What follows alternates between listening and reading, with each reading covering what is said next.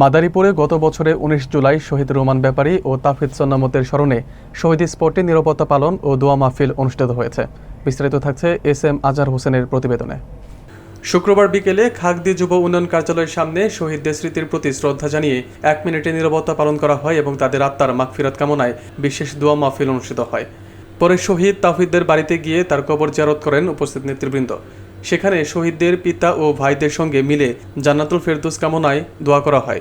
অনুষ্ঠানে উপস্থিত ছিলেন বৈষম্য বিরোধী ছাত্র আন্দোলনের যুগ্ম আহ্বায়ক আশিকুল্লাহ তামিম আশিক, সংগঠক বিপ্লব, সদস্য ইয়াসিন আরাফাত, সদস্য হাবিব সহ সংগঠনের অন্যান্য নেতৃবৃন্দ। এ সময় বক্তারা বলেন, রোমান ও তাফিদের আত্মত্যাগ আমাদের প্রেরণা। আমরা যেন তাদের অবদান ভুলে না যাই এবং আজীবন তাদের আদর্শকে হৃদয়ে লালন করি ইনশাল্লাহ। শহীদদের স্মরণে এই আয়োজনে এলাকাবাসী ও সহযোদ্ধারাও অংশগ্রহণ করেন।